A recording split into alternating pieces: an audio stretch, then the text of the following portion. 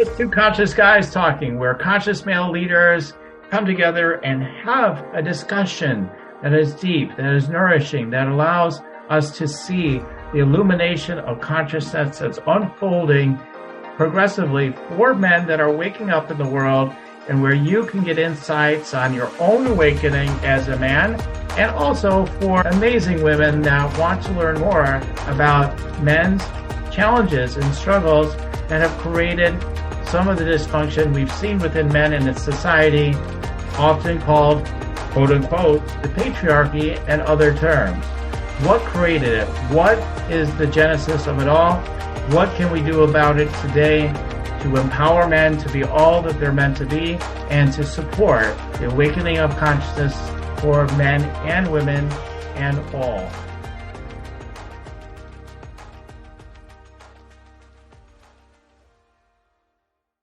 All right, Dr. Fred, good to be with you today. So wonderful meeting you.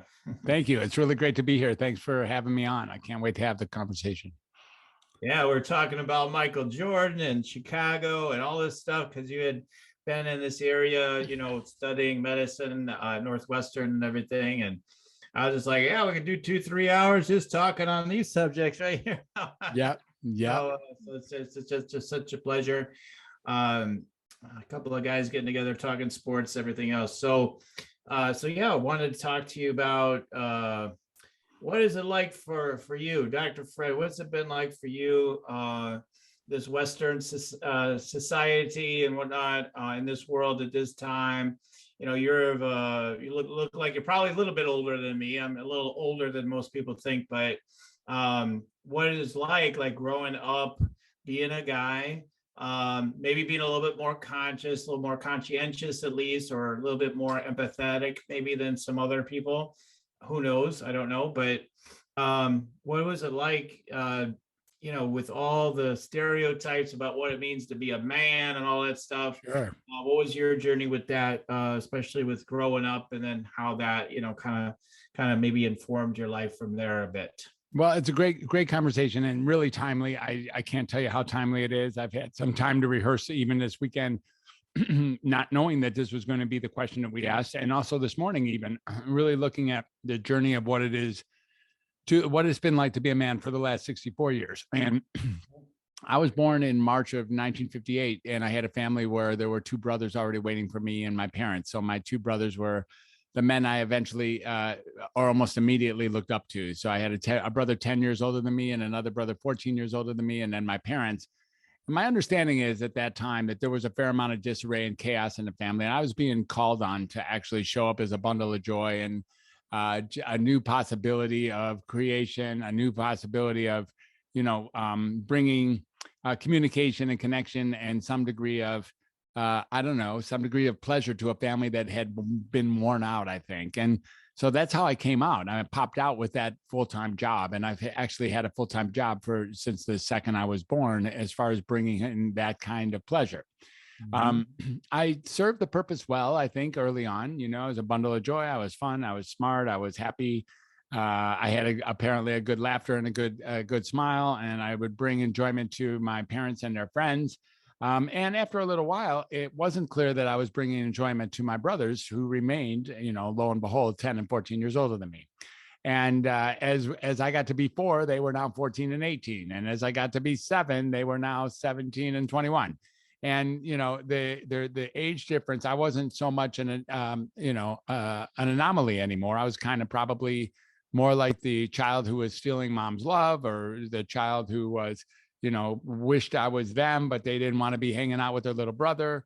And, I worked hard to try to be a boy or try to be a man. I would remember when, my bedtime would come when the sun set, and they'd be allowed to stay up and they would play basketball, for instance, or they would run around the yard, and I'd have to watch them through the windows and wonder what it would be like one day to be a big boy. And they eventually, went off to college, and my mom was really good at teaching me culture. I went to art, I went to puppet shows, and I went to museums, and I went to concerts, like classical concerts. And she taught me, I think I was in ballet for a little while. I played piano for a little while, more than a little while. I played piano a bit. And, the piano thing was interesting because in school, I was super cute because I was precocious. You know, my brothers taught me how to add and do and read and all that before I even went to kindergarten. So I was really funny because it was boring. Elementary school was very boring for me. So I found a way to get attention by being kind of really funny. There's no teacher in elementary school who has forgotten having Fred as their student. I'm pretty positive about that. And, I had friends that would, that was based on my humor and my smarts. And, I was tall and I was left-handed. So it was a little weird all the time. And, eventually there were riots in Detroit. And, I remember the riots of 67 when I was 9, and then, the war. And then, of course, Kennedy getting his head blown off, and the Beatles and all these things that, Ed Sullivan and color TV, and then the war. I think the war, when they were drafting for the war, and my brothers were scared they were going to get drafted, which they didn't, but we were all kind of scared, and weird shit was going on. I was still playing piano, but it began to feel like that was like an effeminate thing to do, that I should instead be out there getting dirty with the kids, playing football, playing baseball. I like football and baseball and hockey and all that, but it was like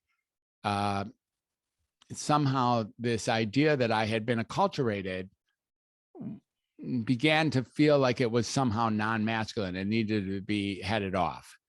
So at about 12 or 13 years old, even though I was quite a maestro in the piano, I chose to quit the piano. And I quit the piano because I didn't want to keep getting called in every evening from the football game so that I could go practice sonatina scales or something. And I decided it's time for me to learn how to be a badass boy.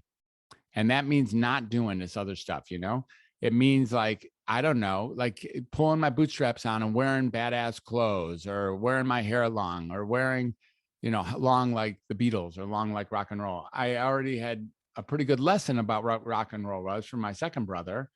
So I was already listening to alternative rock and roll when my kids were probably listening. My friends were probably listening to whatever the equivalent was of, Rafi or something like that. And I remember writing on a dictionary, on the edge of a dictionary, on the, I don't even know what this part is called, but where the, like this page, like here, I wrote,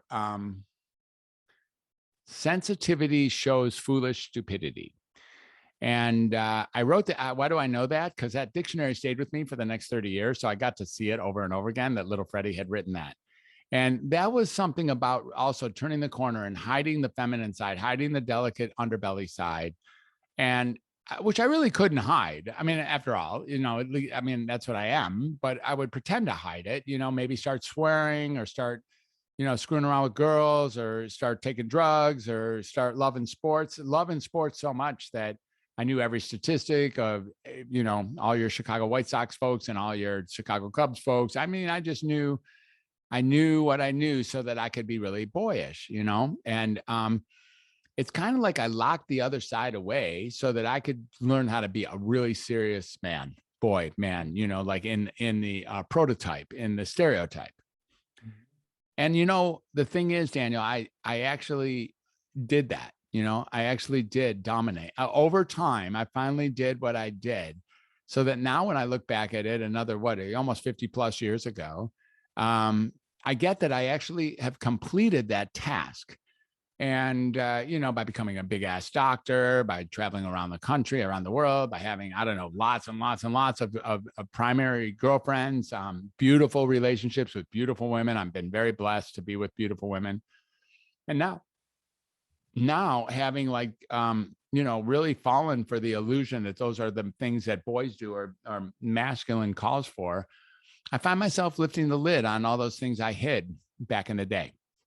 So, I'm wise, look at my beard. I'm like wise, I have lived a life of maximum masculinity at various times, whatever that hell that means. And, and even in Chicago, or as I've traveled around the world, in Israel, or in Europe, and mountain climbing, and all these things that I did that sort of met the bill for being a male. There's something now getting that I'm a 5-star general. I did it. Somehow I got all the way through this, and I'm an effing man, and and nobody knows me as anything less than that.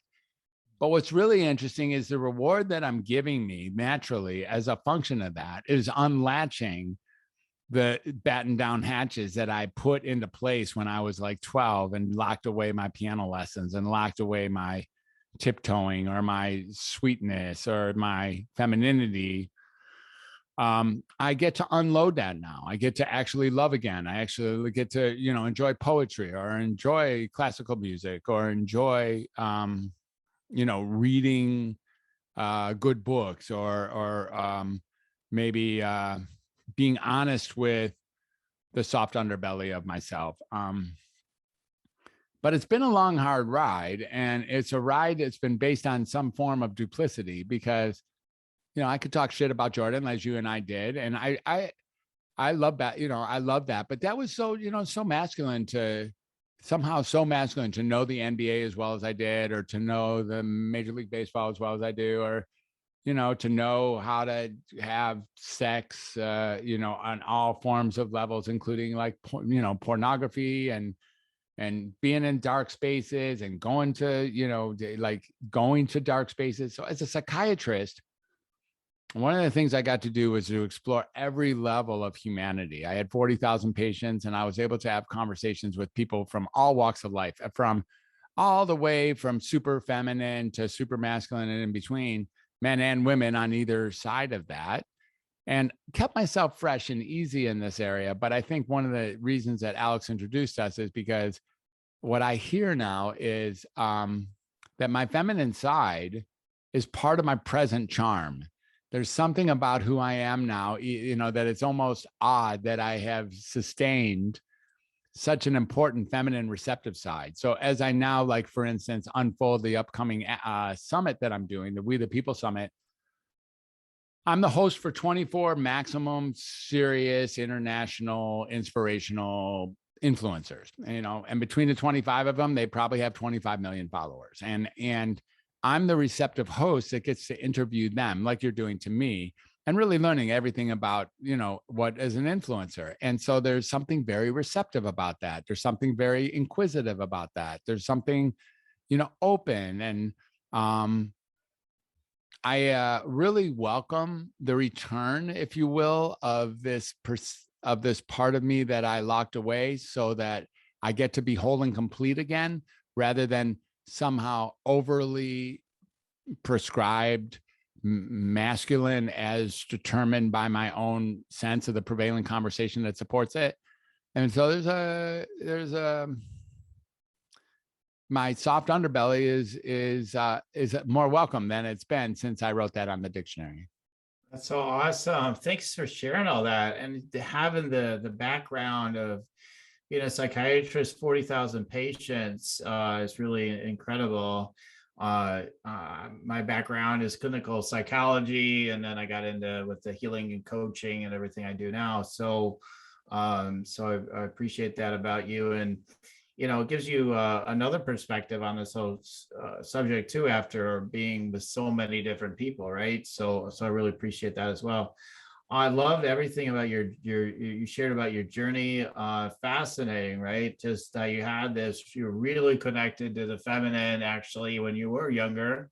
And then it's like, okay, just puberty hits, like it's time to be a man. All right, we're gonna lock all that up. Gotta be a badass, gotta dominate, and go down that journey. That's incredible. And I wonder, again, how many men do that, like just varying degrees, like that's been on a somewhat similar path in some sort of way.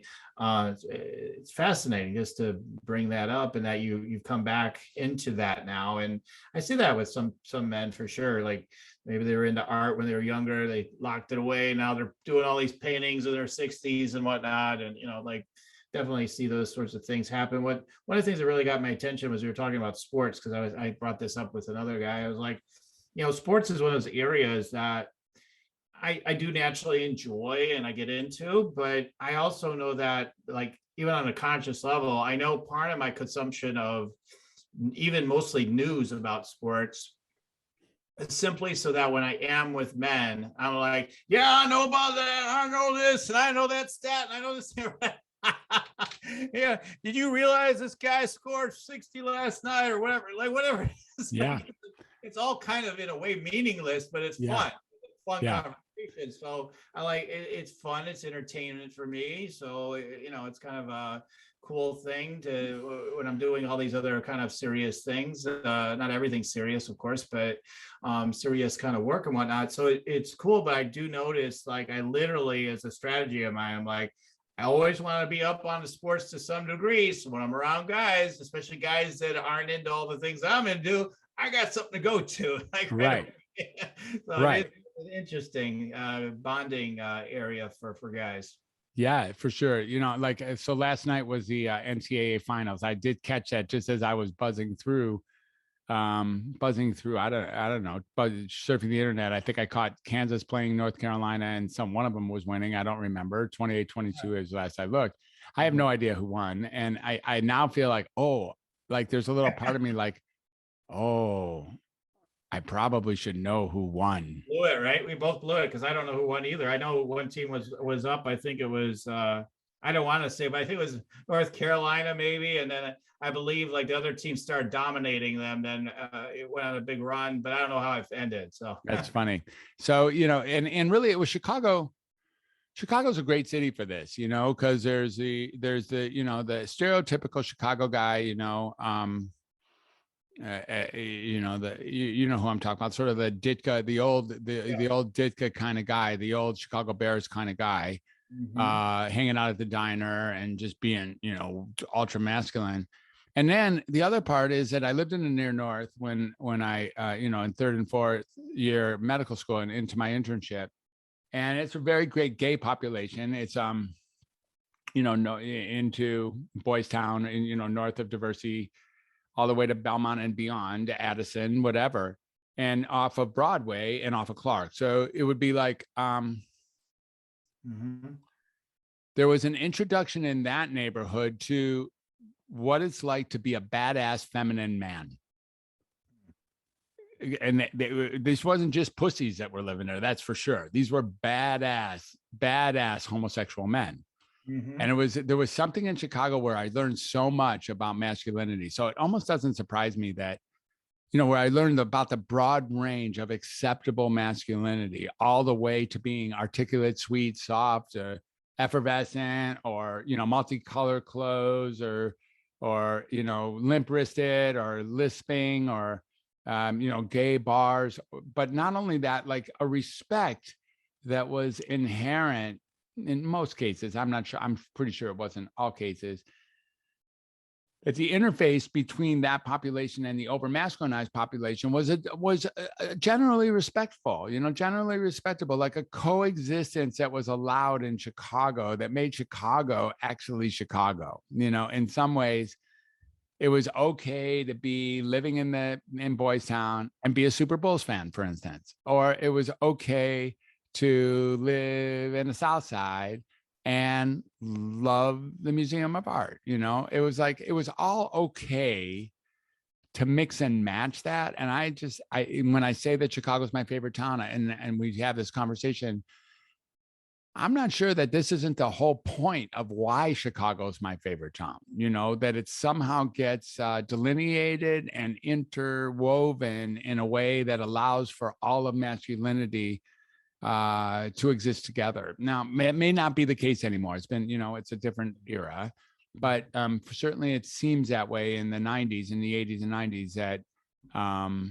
Chicago offered that. And that's what allowed me to become comfortable with, with my soft blue eyes, or with the idea that I could enjoy the opera, or enjoy, my girlfriend and I, we ushered it everywhere from the Opera Theater to, the Steppenwolf and all of those areas. And we did that I don't know, 3 or 4 nights a week. So we stayed really culturally embedded, and that would be seen as a feminine thing generally. Right. But on the off nights, off to Chicago Stadium, I went and screamed my lungs out for Jordan and the gang. So it was like that. Right. That balance. I think that's Great point. That's something we hadn't really talked about yet, is just even where we're brought up, where we live, where we're, where we've traveled, and a cultural, environmental level is hugely informative, obviously, but we hadn't even talked about that. So, what kind of environment did you grow up in? I mean, you Yeah. kind of talked about it with your brothers and everything, but like, what kind of an environment did you grow up in? Yeah. So I grew up in the Northwest Detroit area, the suburbs of Detroit. And there was boys and girls in the neighborhood. There was, the boys were pretty tough, it seems, and the girls were girls, and again, I think once my brothers left home, then I was in Southfield, which a little bit more Northwest, urban Blythe, and I went to Michigan again. So at Michigan, it's a pretty cross-cultural mix in some ways. Other ways, it's totally homogenous, but pretty cross-cultural mix in Ann Arbor itself. And then I think my mom always encouraged me to keep my feminine side alive. And I think my dad and my brothers would sometimes make fun of me because I was doing that. Now, the thing that's really interesting about this conversation is my brothers and we had been on hiatus for the last nearly 4 years after my mom died in 2017. And just this last month, my brother reached out to me, my older brother reached out to me and, said, maybe it's time to come back to the family. So we had a conversation, and then I had a conversation with my second brother, and lo and behold, I'm now accepted as a adult in their eyes for the first time ever. And this is only less than a month old. And Wow. in fact, my brother called me yesterday, or wrote me yesterday. It's like, I want more, because they both said it was the first conversation they've ever had with me. And it's true, because in some ways I had been pretending to be somebody so that I could meet their approval. So I could be a boy, like, a man, a big kid like they are. They're old enough than me that they were never big kids. They were just, the big kids were 4 years older than me, 2 and 4 years older than me. But my brothers weren't big kids. My brothers were my brothers. They were already too old to be the big kids. But now, as I sit here, it's more like, Detroit is a tough town. Detroit and Chicago, and it's a tough town to grow. There's tough stuff going on there. And it's maybe my travels around the world. That was another thing, like going to Israel, living in Israel for a while, going to Europe a bunch of times, and going to, to Nepal or Bhutan. There's, I think the more I travel, the more I see that all parts of my masculinity are indeed welcome. And so it's kind of cool to unlatch those things. And it's also really internally interesting to look at how latched down some of these things were, that I really wasn't going to show that side of me anymore to anyone, especially maybe even girls. Like, and then, once you start having a girlfriend and tears start flying here and there, or we hurt somebody or be hurt by somebody, then the softer side of me shows up. And when the softer side of me shows up, I already get nervous. And I suppose in many cases that would mark the beginning of the end of that relationship. It's like, I can't handle, just naturally having to show the softer receptive side. So instead I'll go give me another girlfriend who can deal with, my bravado. Right. So what I'm hearing is you developed a persona for people to interact with, because it was too vulnerable to be, fully who you were. It's just what I'm really hearing. Yeah. Wow. Yeah. I mean, how, again, I feel like so many of us do that, right? It's just beautiful that you're willing to like see it. You're able to see it and talk about it now. Like, yeah, I totally did that. Like, and so many of us do that, and we think we need to be some persona in order. I always think about with that one. I would think about Jim Carrey, what he says. I was just trying to create something people would enjoy, Yeah. For the house and everything too. So I'm sure you know about, and just something that appeal to people. And he started realizing, okay, well, but that's not me. And so he's continuing to unpack from that, so the rest is just kind of a ongoing journey.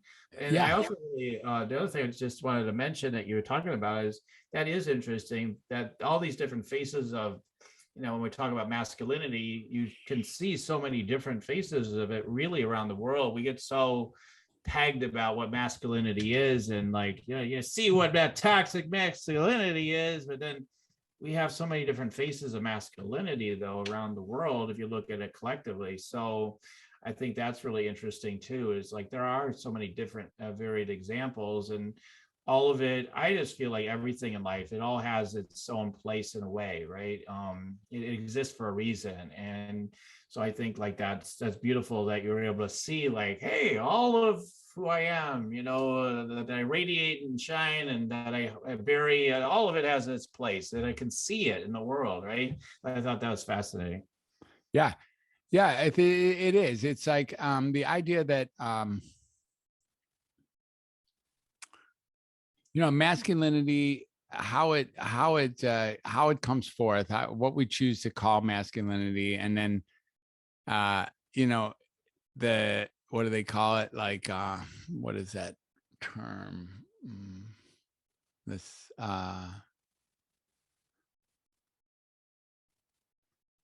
a term, there's an acronym for like I forgot it. It's a cool term. It would fit in nicely here, but I temporarily forgot it. The idea is that maybe now it's become more masculine to actually show your masculine and feminine side, and that's what's here now. Is I think that it's finally reached the point where showing, or at least for me, the charm of like revealing a still existing, very real feminine receptor side is unique enough, that it like I'm glad I kept it protected, because ultimately pretending to be someone that you're not in order to protect the person that you are is flat out entirely ludicrous, right? And totally unuseful and not helpful and not even effective in any way, because you're going to be canceled anyways. You're going to be you're doing that so that you won't be canceled or hurt or misunderstood or dropped off the island. But the truth is, if you make stuff up and you try to be that person, you're going to be canceled, hurt, you're going to get it anyways. I mean, people are just going to disagree with you, and they're going to, there's trolls and angriness all over the place. And so if it's going to happen anyways, it just seems like of the two choices, you can either be yourself and get canceled, or you can be somebody else and get canceled, and no one will ever know who you were.